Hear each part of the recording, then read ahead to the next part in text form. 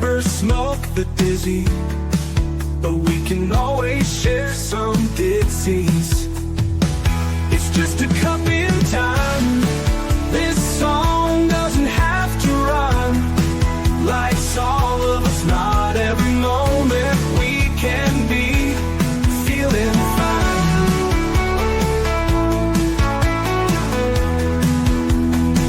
I wanna share a moment, just a second if you will, maybe even a cup of thrill.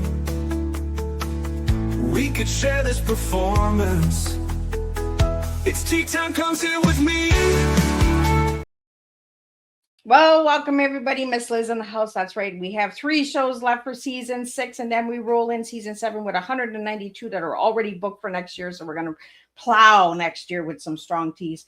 But tonight I have J. Timothy Hunt in the house, and we're going to talk about his book, The Museum of Lies. That's right. We're going to talk about his good book, but we're going to talk about his tea. And his tea is really interesting because I'm going to switch it up. It's going to be small OCD alien. And to make soap, he adds a person to his tea. So keep it clean and make some good soup. Good soap for tea. Soup. I got soup on the mind, guys. But we're going to serve some soup, and we're going to soap, soup, and tea. That's what we're going to serve tonight on Tea Time with Miss Liz. But before we get started with all of that, you guys know how Miss Liz rolls. We get you guys over to Facebook, LinkedIn, Instagram, YouTube, Spotify, TikTok, all those good platforms. We get you to like, follow, and subscribe, and we get these tea times out because they all do make a difference when you share them. If this tea time resonates with any of you guys tonight, share it out because it does help the guests and it helps get the word out for all these different incredible teas. And tonight we're going to be serving tea, soup, and soap. So come on, you got to share it. So let's get started with disclaimer, and then we're going to do a nice intro, and we're going to get J. Timothy Hunt in the house, and we're going to spill his soap, not soup. Disclaimer for Miss Liz's Tea Time live show. Miss Liz's Tea Time is a global platform dedicating to sharing real-life stories, diverse perspectives, and meaningful conversations that inspire awareness, healing, and connection. Miss Liz is going live using StreamYard. Before leaving a comment during the live broadcast, please grant StreamYard permission to display your name at StreamYard.com. Please be advised that all content brought forward during any Tea Time show is presented in good faith. However, discussions may include opinions, beliefs, and perspectives that do not necessarily represent the views of Miss Liz or the Tea Time platform. Information shared by guests is based on their own experiences and is perceived to be accurate at the given time of airing. All guests, viewers, and participants are responsible for using their own good judgment when considering any action or decision that may relate to these discussions. Some episodes may cover sensitive topics, including but not limited to trauma, abuse, grief, mental health, and some other emotionally triggering subjects. Listeners and viewers' discretion is strongly advised. Tea Time with Miss Liz is an open discussion forum designed to offer insight, inspire awareness, and create connection. It is not a substitute for professional, medical, legal, or therapeutical advice. If you require professional support, please seek assistance from qualified professionals or trusted resources in your area. If you have any questions regarding this disclaimer or the content of the discussion, you are welcome to contact me, aka Miss Liz, directly at my email at bookingmissliz@gmail.com or visit my link tree at Miss Liz's Tea Time. By choosing to participate in, comment on, or view these live shows, you acknowledge and accept this disclaimer. Your participation is entirely voluntary. Miss Liz welcomes you to join the conversation with an open heart, and if at any time you feel this platform is not right for you, I respect your wishes and decision and welcome you back whenever you are ready. Tea Time with Miss Liz is serving truth and awareness one cup at a time.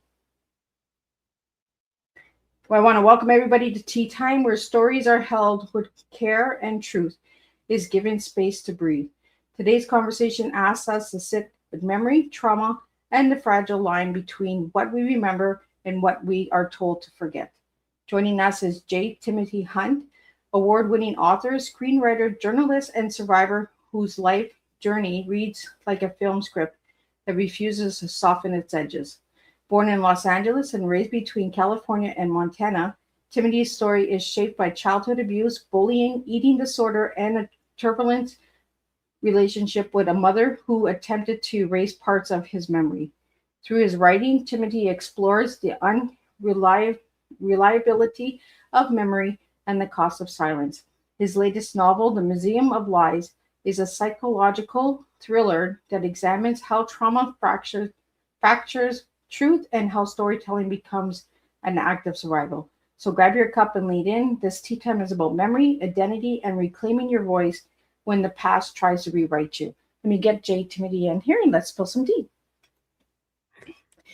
Hi. Yes. We were having so much fun in the background. All of a sudden, it said showtime. I was like, oh God, I gotta go. So, do you want me to call you Jay or Timothy? What would you like me to call you? Don't call me Jay. My first name is actually James. Oh, but my family never used it. I mean, I didn't know till I was 7 years old that my first name was James. I remember I was at the grocery store with my grandmother, this old hillbilly woman. And she's like, well, you know, your name isn't Tim, right? It's James. I'm like, what? I mean, she's like, as you're checking out groceries, it's like putting groceries on the belt. And I'm like, my name isn't my name.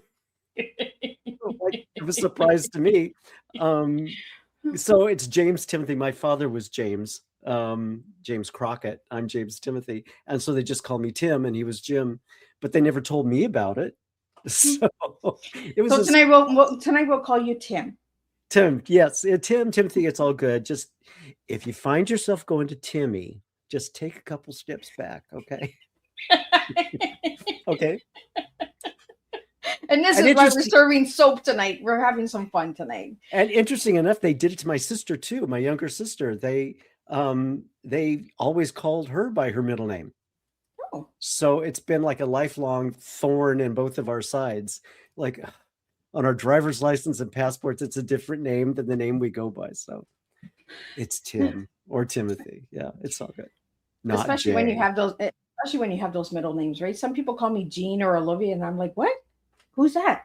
And then I'm like, oh, my middle names. Yeah. I forgot about those ones. Yeah, see, I forget my first name. You know, it's just like, huh? Anyway, yes, please call me Tim. Okay, Tim, let's start off with who you were as a young guy and who you are now. I shared a little bit in the bio. I'm introducing you, but share a little bit about who you were. Yeah. I was born and raised in Los Angeles. Well, I was born in Los Angeles and raised way out in Riverside, which is like halfway to Palm Springs out in the desert. So, you know, it was like growing up in a blow dryer. You know, it was just hot and brown and the wind never stopped blowing. And, you know, it's just like, you know, really one of the ugliest places in the world. It's just freeways and brown skies, and it was magic. And so, yeah, I was there till I was 17. And then my father got transferred to Billings, Montana, of all places, my senior year of high school. So I up and had to move my senior year of high school to Billings, Montana, a place I had never heard of. In Montana, the only thing I knew was from cowboy movies. You know, you'd think about log cabins and people on horses and teepees and all that stuff. And, you know, so it was kind of a surprise to me when I got there, and it's like, oh, there's actually like a modern city. I thought we'd be living like on Gunsmoke or something like that. What do you call those things that are spinning in the West, or the Wild Wild West? Those hay fields, or no, what am I thinking of? I mean, those like the old-fashioned windmills that keep going on top of the. Yeah. But actually, there were log cabins and Indians and natives and teepees and horses and a mall. So. Oh, there was a mall, so that's a good thing. Yeah, but yeah, I got to tell you, in the mid 1970s, being a very short gay kid from California living in Montana was, it was not good. It was not fun. It was, you know, if I was a fish out of water in LA, I was a big fish on dry land in Montana. So as soon as I graduated from college, I was like a shot for New York City, where I suddenly felt at home. So you went to New York from Montana? I moved there. I never had been to New York in my life.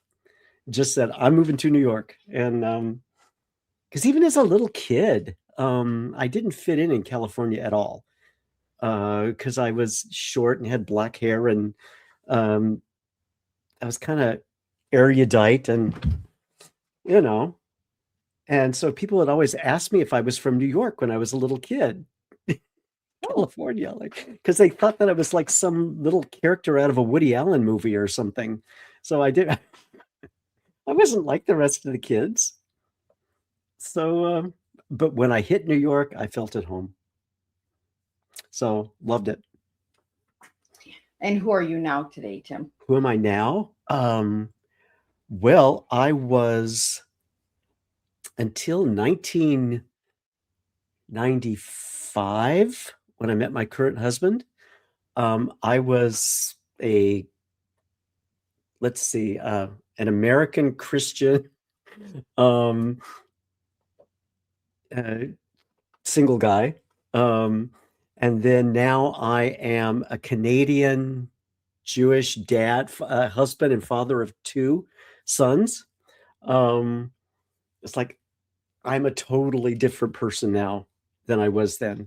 And if you would have told me back in like 1980, that I would be who I am today, I would have laughed in your face. Well, surprise! You came to Canada. Look at that. That made a big change. Us huge Canadians, right? Huge change. So I've been in Canada since 1997. Oh. Yep. And now I'm a Jewish father of 2, Canadian. So it's just congratulations on the 2 boys. You never know, right? Where life's going to take you. Absolutely. Mm-hmm. Well, tonight I want to talk about the book that I was sent. So I'm going to pull it up so we can talk a little bit about it, and then we had some questions that came in about the book. So let me pull up this incredible book. And for the audio listeners, Tim, if you could just give them a description of what's on the cover and all that good stuff. Oh yeah. I was just, when I saw the cover, when the publisher showed me the cover that they were going to do, I was just like thrilled. I mean, they got the book. I mean, I didn't describe what I wanted on the cover. I didn't give them any ideas, and they just took it and they went, that's the book. That is the book. Okay. The book it's a first-person monologue, or a series of first-person monologues from the main character, Carey Scott. And he tells you about his entire life, and it's all told out of order. Each chapter is a different year, but all the years are kind of scrambled up out of order. And Carey has had a really crazy life, filled with abuse, humiliation, just horrible things have happened to him. Self-harm, and horrific bullying and sexual abuse. And then also he's had amazing, unbelievable good fortune that just sort of drops in at him out of the blue. Like in his worst moment, something astounding will happen to him. And so it goes back and forth through all this. And then he learns in midlife that one of the therapists that he has seen a couple years earlier had been accused in the media of causing false memory syndrome in his patients. This was actually a big thing back in the 1980s and early 90s. He had gone to a therapist to help him recover some memories that he felt that he had repressed.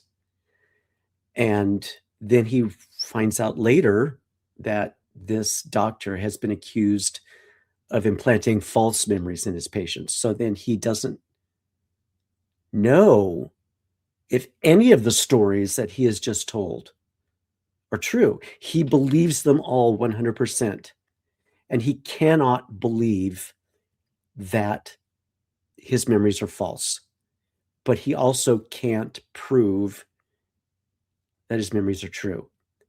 And so basically what he does, he becomes obsessed over this whole thing and creates a museum to himself, with gathering evidence of things that happened in his life to prove that his life actually happened. And he creates like this huge, kind of like a Victorian Cabinet of Curiosities kind of museum to himself. It's sad and it's tragic, and but Carrie never lies. But we're not sure that what he's saying is true, but we're also sure that he's saying the truth. I mean, he completely lacks the ability to lie to himself or to other people. So yeah, so it's kind of a mystery in the end. Did any of this stuff actually happen? But if you ask Carrie, absolutely, it absolutely happened. So that's basically the gist of the book. So Tim, on the screen, we're seeing a little boy dressed up as a devil, I'm going to assume. Yeah. Oh, so this book is fiction. It's fiction. But there are lots of course, there are lots of parallels with my own life. I've had a crazy life full of horrible things and just unbelievably wonderful things. It's, and when I talk to people about my life, often, people look at me like, is this guy for real? Or are you like this, pathological liar? I'm like, no, I mean, this stuff really did happen to me. But so in this book, there are some things that are my lived experience here and there. And the devil thing is one thing. From the time I was like 3 or 4, my mother made me a devil costume for Halloween. And it was my only Halloween costume for like the next 10 years. So, yeah. Good thing I'm a small person. I didn't grow all that much. But yeah, like she had like it purposely made the legs with a lot of extra fabric in it so it could be let out every year. She did that when I was 3. Can you imagine that? Wow. So, I mean, she planned that this was going to be my Halloween costume forever. And so she dressed me up as Satan every year. And like one of the more like bizarre good things, I mean, happened out of the blue is the first year I wore it, I was in the local paper, I think on the front page, wearing this costume. Wow. I mean, it's just like, wow is right. Things like that have happened to me my whole life. I've always ended up in the news. My sister never. She is never. The only time she's ever been in the newspaper is when they posted her engagement announcement, and she had to pay for that. You didn't have to pay. You were in the paper all the time. I was always in the newspaper from the time I was 4 years old, and like my parents weren't like. They were not like stage parents or anything like that. They were as horrified as anybody else was. I've always attracted publicity, which is bizarre. Yeah. So yes. So that's kind of the little devil costume was taken from me. And that's how chapter 2 starts, with a little kid in the devil costume. So yeah, there's a little bit of tangential in my life in there, but even though it is fiction, but what you're hearing is Carrie's monologue, but a lot of times it's his interior monologue, the way his brain is working. And so I know, as someone who formerly had an eating disorder, I know the sort of crazy mindset. I mean, the way your thoughts go. So when Carrie gets on one of his cycles of self-harm and beating up on himself, I know how that feels. I know it. So I guess that's why it rings kind of true when I write about it in the book, because I've lived it. I didn't live that, but I did live something very, very similar to it. Tim, did you find that writing this book help with your healing journey?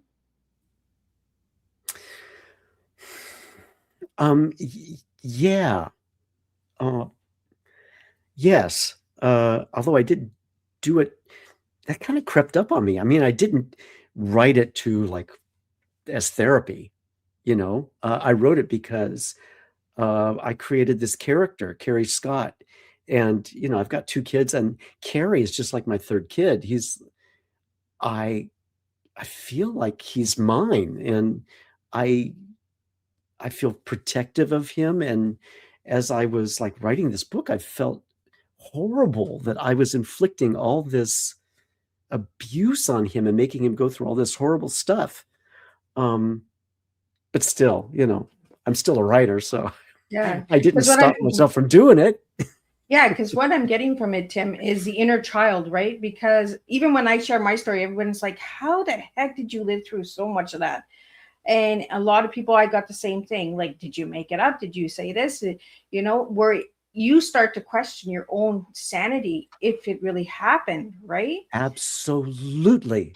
So And plus, I get where you're coming from when you say that, right? It's the inner child screaming outside, and that child is that third child that's part of you. But it's when we're writing stories as a writer, I know for myself, my characters or how I write in first and third person has a lot to do with that inner child wanting to mhm. release itself. Did you find that that was what it was when you were writing this story? Yes, because as I think you mentioned earlier, I had a mother who had very serious mental health challenges. She had borderline personality disorder, and which sometimes like slopped over into psychosis. Yep. And so she would gaslight me and my sister all the time. Something would happen, and then she would, you know, claim that it never happened. You know, my sister and I were always questioning our memories from the time we Yep. were little kids because she would say that, you know, that never happened. No, you know, we never did that. We never went there. We never did those things. I never said that. You never did that. And like my sister and I have like we're very close still. Yeah. And we've got common memories that we both remember things. Yeah. It's not So, just I one mean, person, it's two people that are remembering the same thing. So and then our mother telling us that neither of our memories that match happened. yeah, So it's like it can make you crazy. So I mean, good. a little bit of this book is just, you know, like getting it out there, getting it on paper, um, to Well, that's and it, then right? You having. created this character in order for your story to have a voice. Mhm. Yeah, I think so. Yeah, absolutely. And a lot of this, you know, I don't talk about a lot of the stuff that happened to me as a kid, um, except to therapists. And no, I've never had an abusive therapist like Carrie did in my book. I've had wonderful, fantastic psychologists, psychiatrists that I've worked with over the years who've been extremely helpful and wonderful. So none of the therapists in my book are based on anybody I've been with. Yeah, I've got because go ahead, Tim. no, go ahead. Because when you mentioned and the false syndrome, have you ever heard of the electric shock in order to try and change what you? Because for myself in my story, I came up with the sexual abuse, and Mhm. my parents sent me to a hospital, a psychiatric hospital, and they did shock therapy on me to try and make me erase these memories. But then the psychiatrist said that what she's saying is true. She is being abused. Like it was 6 days of shock therapy, and they finally said, you know what? No, this kid is telling the truth. There is abuse going on. That's a horrible story.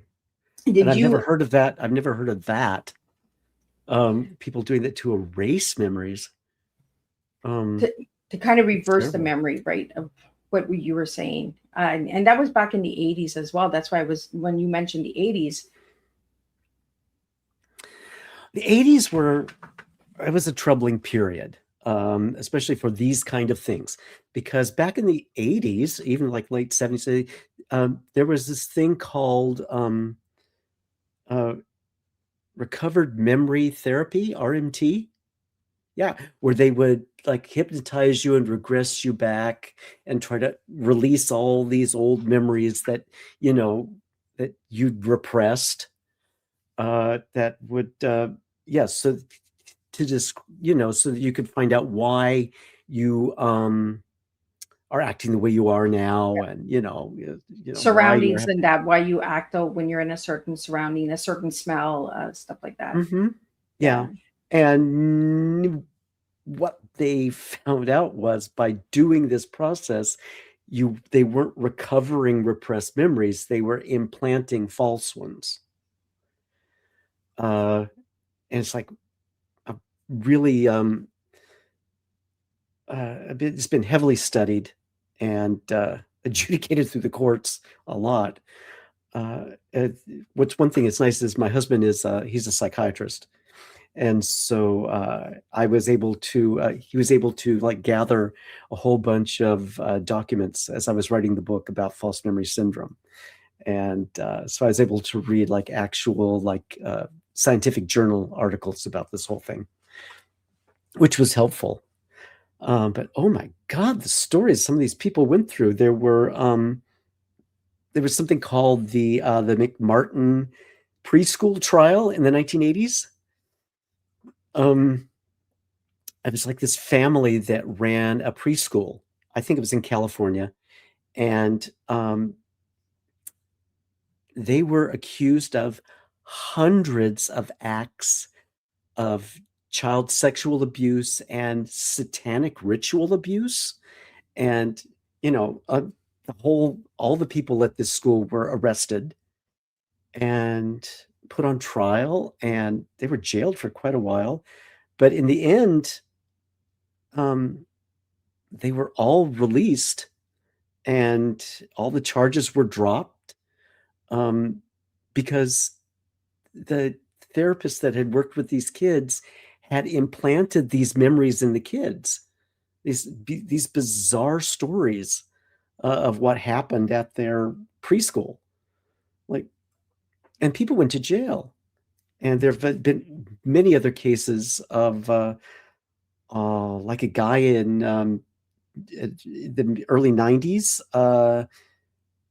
Gary Ramona, I think his name was.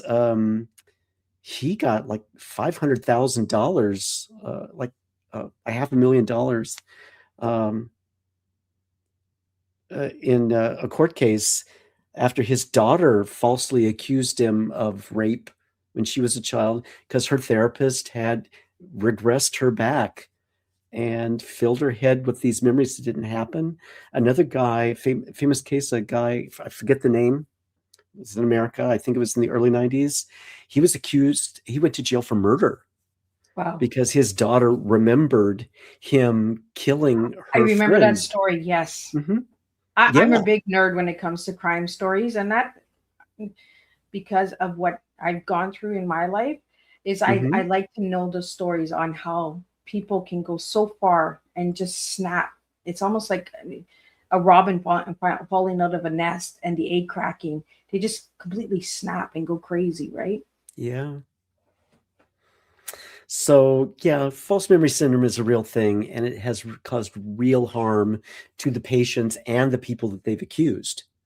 And these people that accuse these other people, they believe it because it's their memories.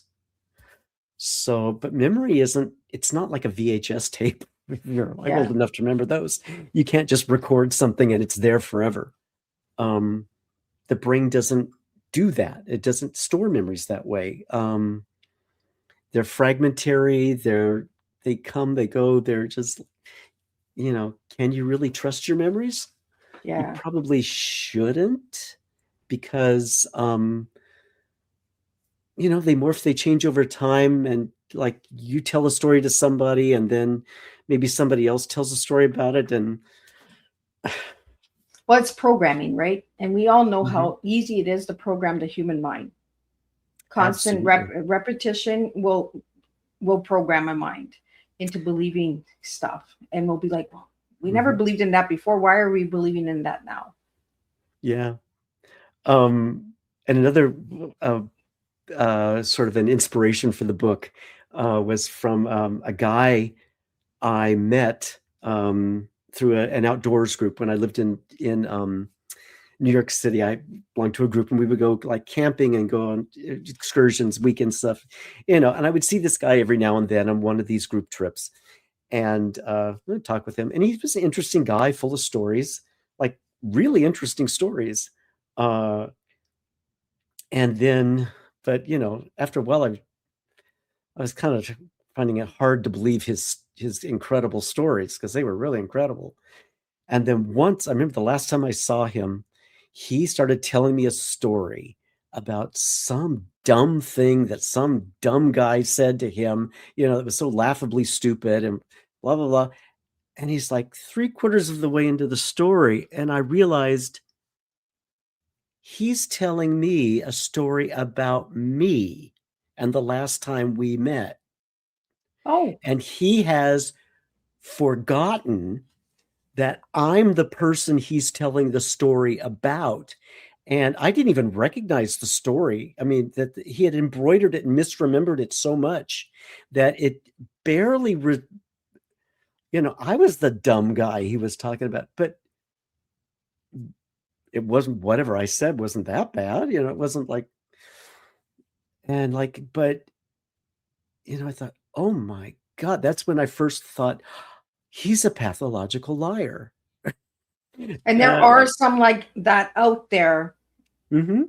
and then make it hard for people who actually live and experience these abuses and that, because of those pathological liars out there. So when survivors come and tell their story, they're like, oh no, that's just another liar, that's just another one seeking Mhm. attention, because of those other ones that are doing all the lying and that. Yeah, and he made me like really think about like, wait, is that really, did I really act, did I really say that? Like, no. Yeah. No, no. But yeah, I don't know if you would like, you know, hold his feet to the fire if he would admit that that story was actually true, or if he embellished it, or I don't know. Well, Tim, Memory. I want to get into your T, because your T is small, OCD, aliens, and then you added a person to make the soap. So tell me a little bit about the small OCD alien, and then we'll talk about the person. Okay, small. I'm only 5'4" now, Oh, but I've always I'm a well, shorty too. I'm only 5 feet. I tried getting away there with you five go. two for years, and the doctor busted my bubble on that one. So Well, you know, growing up, I was always the smallest kid in class. Always, you know, I was always in the front row of all the school pictures because I'm always the littlest. I stopped growing at age 12, so I've always been like short, and so that's the small thing. I was always a little person. Uh, OCD, yeah, I'm borderline OCD. I'm very detail oriented. I sweat over tiny details, which I later in life learned to use to my advantage. About 15 years ago, I became a script supervisor in film and television. So I'm a continuity supervisor. I'm in charge of making sure that all the little, like behind you, I would make note of all the teapots in a row back there, make sure their spouts are all turned the right oh, all way. the right way. Yes, Or- from so they would No. match from shot to shot to shot, so that nobody would, you know, like between takes, if somebody came and moved everything, I like move them all back so that they don't change between the shots. And so I was like, you need someone who's like really OCD for that job. I just fit in great with it. So yeah, I've always been like really anal retentive, very paranoid about details and getting all the details right and making sure everything is neat and tidy, and all my papers are filed, and people are always like whenever I like go to the bank or something and I meet with somebody, they go, "You're so organized. I've never seen anybody quite so organized as you are." Like, yeah. So that's a little OCD. And the alien part was, as I said earlier, I never felt like I belonged anywhere that I ever lived. That makes sense. Yeah, I'm a native Angelino, native Californian, but all the time I was there, I didn't look like any of the other California kids. I didn't talk like them. One thing that is sort of parallel in my book with my character, my parents, I mean, we were the Beverly Hillbillies, if you remember that show. Yes. One of the yes, good ones. so my parents were like actual hillbillies who moved from the Appalachians to Southern California in the 1950s. And they still had their accents and everything. So yeah, I kind of had a little bit of that accent too growing up because it was my family's accent. I call the teachers ma'am and sir, and don't call me ma'am, because that wasn't cool in the late 60s. So yeah, my family didn't really fit the California vibe. I don't think I've ever had a suntan in my life. You probably burn all the time, right? Yeah. Yeah.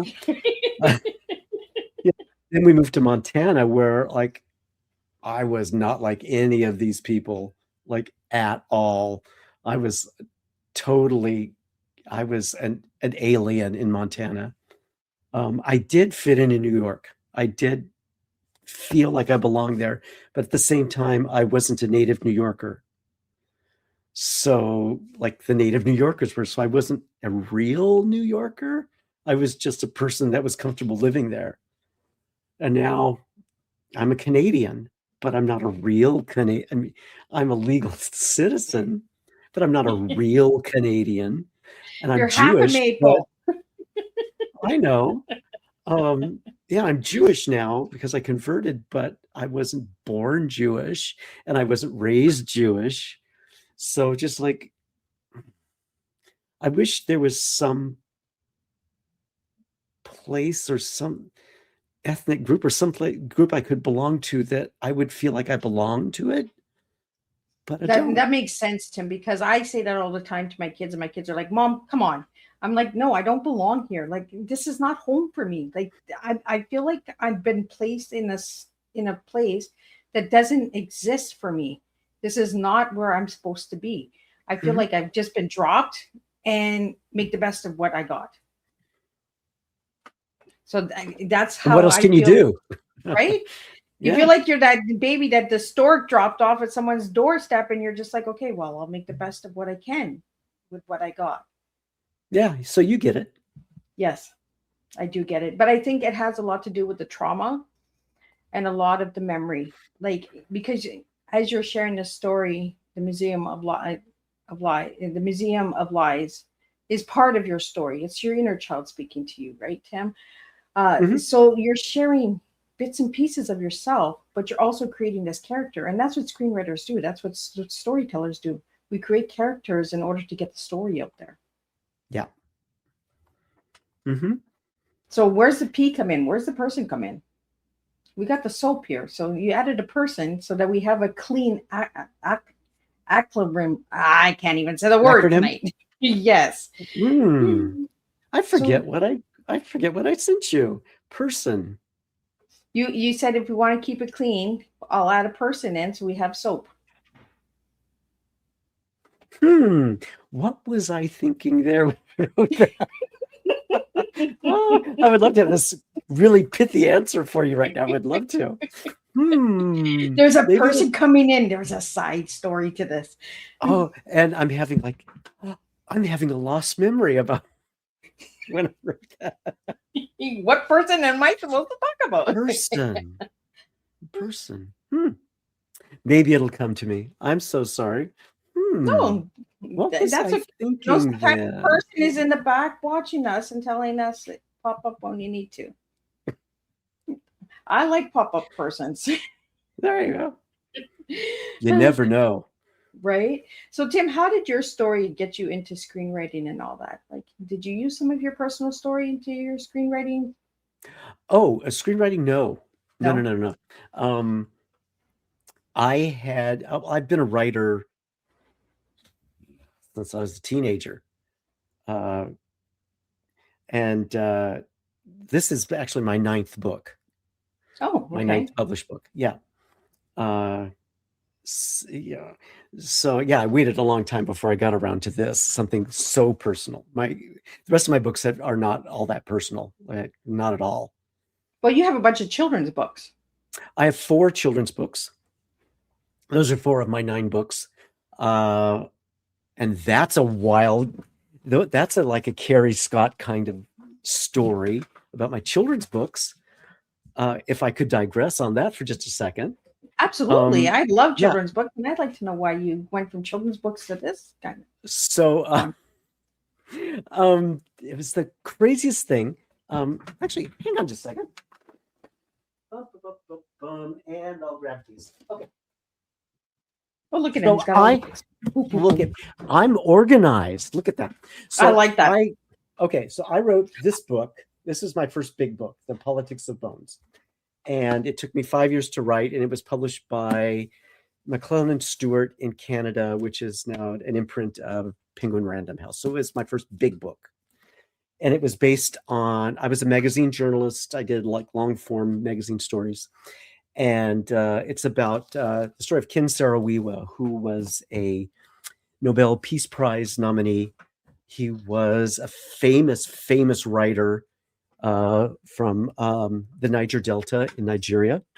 And he launched this massive global nonviolent protest against Shell Oil because of the ecological devastation they were doing in the Niger Delta. And he got all the oil production shut down in the Niger Delta. But the oil companies were funding the dictator. So the dictator's funds got cut off. So the dictator had Ken and 8 other men framed for murder. They were totally innocent, and they were all executed. Wow. And then Ken's younger brother, who is actually a friend of mine, searched for 10 years to reclaim the body of his brother, Nobel Peace Prize nominee, famous writer Ken Saro-Wiwa. Anyway, so that was my first big book. And I remember while I was still working on the manuscript and going in before it was published, I went to Colorado to visit my sister, who had just gotten a job as a teacher's aide in a grade 2, second grade class. So I went to see her school, see where she worked, and meet the teacher she was working with. And the teacher comes up to me. She goes, "You're the guy who wrote that story. The kids just love it." And I said, "Thank you." Because this book had not been published. This is my first book, and it had not been published yet. And so I took my sister, and I was working at the time as a staff writer for a business magazine. And I had just written a story about barbed wire, and one about satellites, and one about the chicken industry. And, so I thought, what the heck is this woman reading her kids? Chicken wire. So I took my sister and said, "What's she talking about? What story?"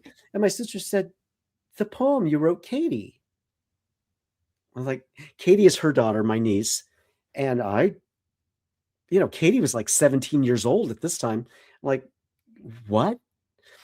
And apparently when Katie, my niece Katie, was in second grade, what was that, 10 years before?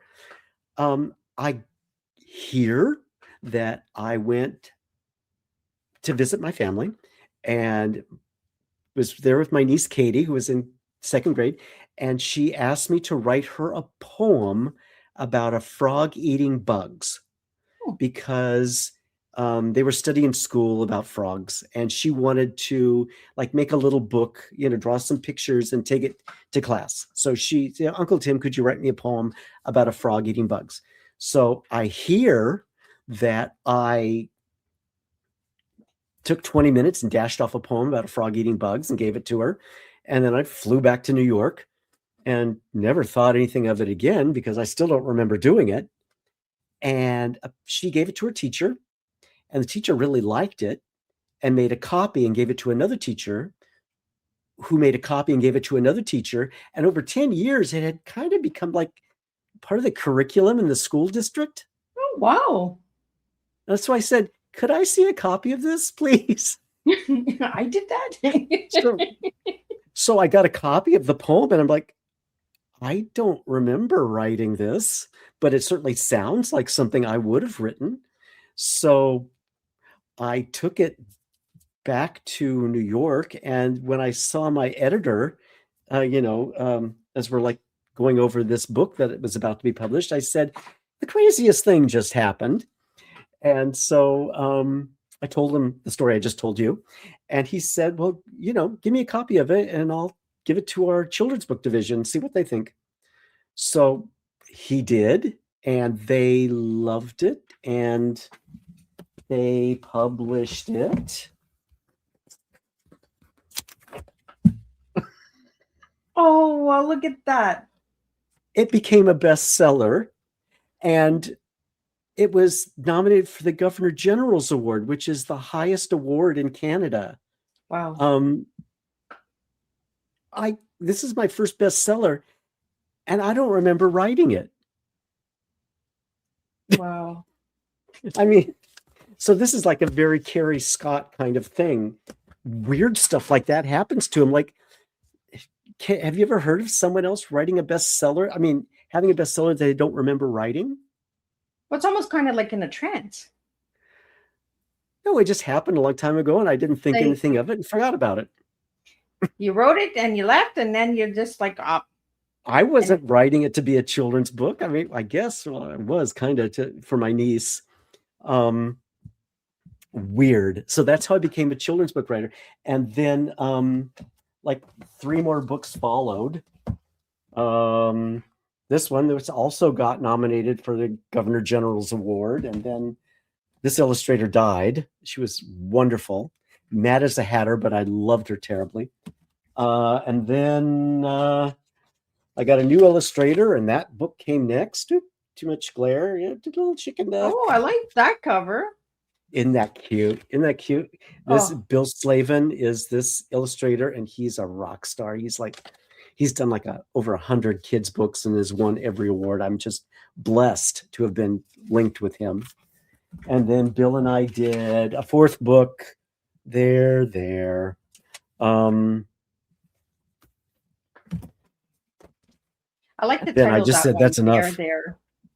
Like I got there. that. That's actually I got like from a poetry book. They're all poems. They're all poetry. Mm-hmm. But not like Dr. Seuss poetry with the rhyming couplets. So no book banning for your books. No, actually, weird things. I did have people have problems with this book because the Miss Mousie is overweight. So, wow, I don't know. It's just like some people got really sensitive about that. And in this book here, there is there's a worm in the story, like an earthworm. And that offended somebody. Yeah, there's an earthworm. I described the earthworm as being brown. So somehow this book is racist. Wow. Yeah, I was just like shocked when I heard these accusations. Like, no, it's not a person, a brown person. He's a literal earthworm who is brown. So I don't know. I mean, people, I guess they read when they describe your own work to you, you know, yeah, sometimes they read things into books that are not there. This I think wasn't an there's bigger. allegory I for think there's anything. bigger issues in the world, right, Tim, that we could be focusing on besides a brown worm. Exactly. But the inspiration of that was I was when my kids were little, I was walking them home from school one day, and my son Daniel was he was on a tech. He was like complaining about something and complaining about something and complaining about something, and his twin brother was just kind of rolled his eyes and goes, there. And the rest is history. Dad wrote a book. There. And so there. So you never know what you're going to get from kids rolling their eyes. You're going to get a Yeah, children's so book. it's about a rabbit that complains and complains, and a bear that goes like he's very indulgent until he finally just has had enough. There, brother. So that's my entire career as a children's book writer. So Tim, do you have any plans to write any new books? Well, right now, so you're asking about screenplays. So right now I'm mostly focused on a screenplay that I wrote with a co-writer, a filmmaker in Halifax. So Jason and I wrote this script that was just purely to be filmed in Halifax on next to nothing budget. It was supposed to something that Jason could film cheap and easy in Halifax. And I guess we wrote it too well, because he put the script up on something called The Blacklist, which I'd never heard before, but I guess it's a big thing. And it just sort of blew up on the Blacklist, and a Hollywood production company picked it up. Oh, wow. So is that what Yeah. it's called, The Blacklist? The Blacklist is the name of the screenplay competition Oh, okay. thing. The screenplay is called Burial Plots. So I can't really talk much more about it right You have now. what is it? The DNR? A DNR? I don't think I signed a DNR, but I have signed contracts and I've gotten money. So there, and I do know about DNRs. I've worked with a couple of people where they have to sign that DNR. The movie's actually it's going to be made in 2026, and I can't say who's directing it or who's starring in it, but dang, it's actually happening. So I'm looking forward to that right now. So I've been working with the directors and producers and Jason, and we're coming up with a really fun, scary, funny, ridiculous movie. It's a black comedy, so it's scary and it's really funny. So Tim, have you used humor to get through your trauma? Oh my God. Oh, absolutely. I'm just like, come on, say yes. And it's because it's the old thing, if I would rather have them laugh with you than laugh at you. Yeah. You know what I mean? Yeah, I get that 100%. That's why I asked you to use dark humor. I use dark humor too when it gets too heavy. I'm just like, this shit is just too heavy. I need to add some humor into it right now, because otherwise I'm going to fall dark and I'm going to fall heavy if I don't get a laugh or a giggle out of this. Or, it gets so heavy sometimes that you're just like, it's so out of reach that it doesn't make any sense. So just laugh at it. Laugh it out. Like, because you don't understand the situation. You don't understand why it keeps happening, or why they keep telling you that never happened, or you're making that up, or you've seen it different than I have. The good old gaslighting stuff out there. And actually, if you can laugh at it, if you can see how ridiculous it is, like if you do something embarrassing at a party, or you say the wrong thing, or instead of beating yourself up about it and oh my God, why did I do that, why did I say that, or if you pass gas while walking through a crowded room, the best thing is just to laugh. Yeah. And move on. Because really nobody else is thinking about you as much as you're thinking about you. Right? Absolutely. Yeah. Yeah. So, Tim, what message would you have for anybody that's a survivor of trauma who's struggling to trust their own memories right now?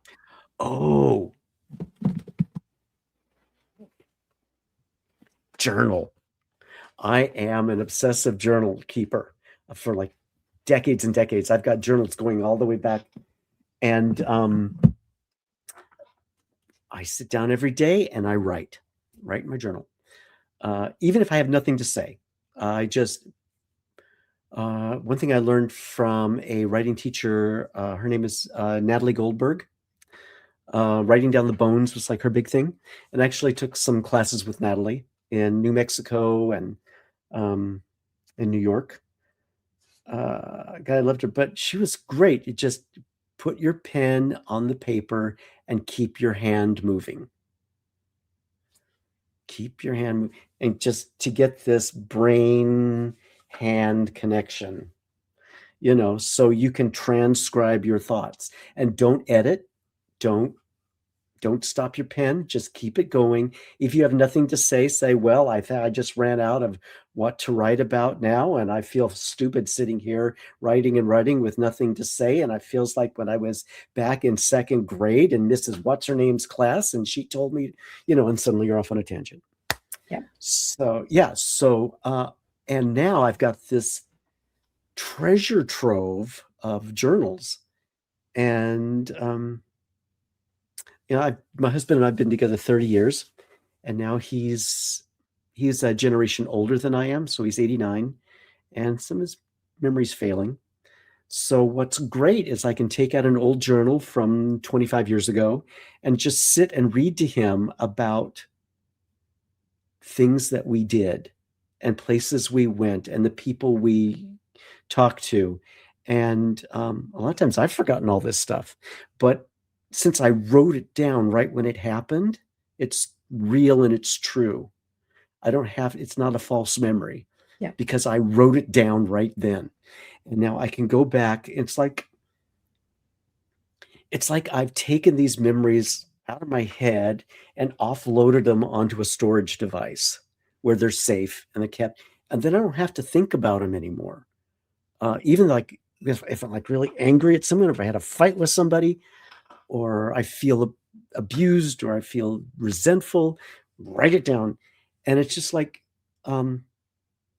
it's still there, but it's not here. It's over there now. I can put it down and walk away from it.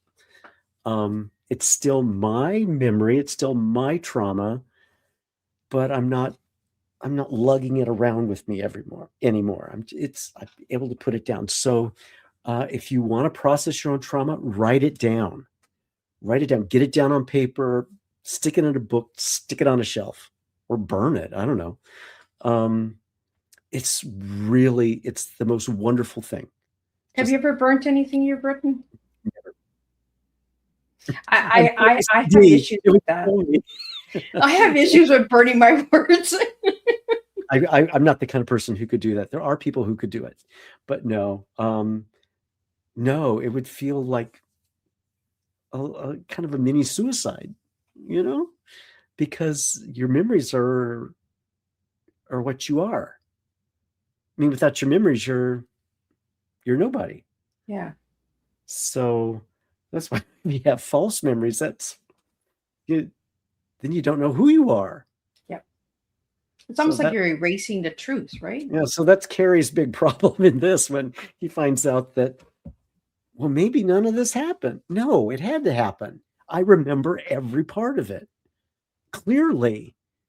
And then someone's telling me that this isn't real. It's not true. It's traumatic to think. It's soul murdering for someone to tell you that none of the things you remember actually happened. So poor Carrie. So, Tim, what do you want the readers to get from this book?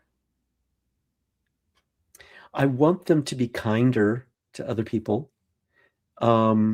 and know that the way you treat other people, you may not think anything of it, but it certainly means a lot to those people. And to have some empathy, because just because it's not important to you doesn't mean it's not really important to somebody else. So this is you see people with like weight issues.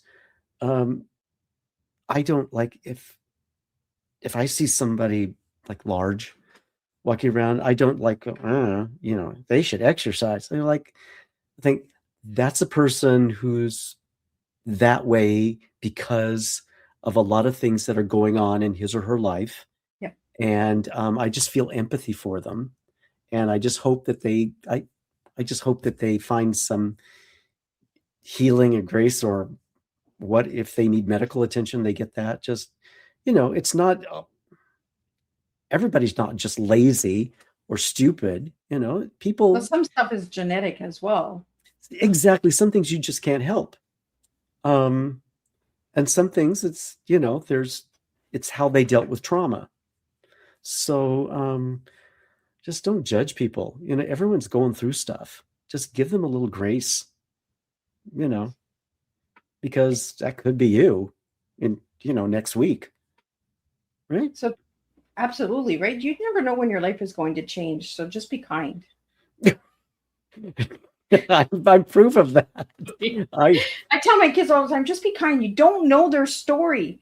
Exactly. Just because they're down in the dumps doesn't mean that they're going to be down there all the time. They might be the next leader of the country. Don't start knocking people down when you don't know their story. Get to know their stories. And that's what I really love about Tea Time is I get to know everyone's story, and I get to share your stories along with my story as we incorporate the stories as similarities of understanding one another. So Tim, if anybody wants to find out more of your books or get you on their podcast or anything like that, how could they reach you? And if you could spell out your website for the audio listeners. Yeah. Well, so as we said, my first name is actually James, but I don't use it. So it's if you just go J Timothy Hunt, JTimothyHunt.com. There's a website there, or just go on Amazon for J Timothy Hunt, and there's my books are all there. Oh, the kids' books. If you're interested in the kids' books, they're all written under the name of Tim Beiser. Beiser is my husband's name. So, Dr. Seuss wasn't his real name either. So I did the kids' books under a pen name, Tim Beiser, Beiser, to sort of, because it was weird that the guy that wrote this, big piece of narrative nonfiction about the oil industry in Nigeria also wrote Little Chicken Duck, so I tried to keep the two brands separate. But Tim Beiser for kids books, J Timothy Hunt for the adult stuff, and you can find it on Amazon, in Canada, Indigo, Barnes and Noble, wherever you are. The books are all there. Awesome. Well, thank you so much, Tim, for sitting with me. I'm just going to do a closing summary of Tea Time. An hour's already swung by. That's what I mean. Fast. Like everyone's like, an hour? I can't do an hour. Yes, you can do an hour because we've already done an hour. We're just getting started here. So tonight, what a courageous and necessary conversation. Timothy, thank you for trusting this space with your truth and for reminding us that healing often begins when we stop questioning our pain and start honoring it. Tonight, we were reminded that memory is not always neat or reliable, but our lives' experience is real. That storytelling can be both a mirror and a lifeline, and that survival is not just about enduring. It is about naming what happened and choosing to speak anyway. To everyone listening, may you leave this tea time knowing that your story belongs to you. Even if pieces are missing, even if the truth feels fragmented, your voice still matters. Until we meet again, and gather again, keep choosing truth over silence and courage over insurance, one cup at a time. And I'll see everybody for the last two tea times on the 30th, and we're going to close season 6 and get ready for season 7 because Miss Liz has a lot coming for you guys. Timothy, thank you again for sharing your story. My and pleasure. giving me time and space as well to get to know you as well. Thank you. Thanks, Liz.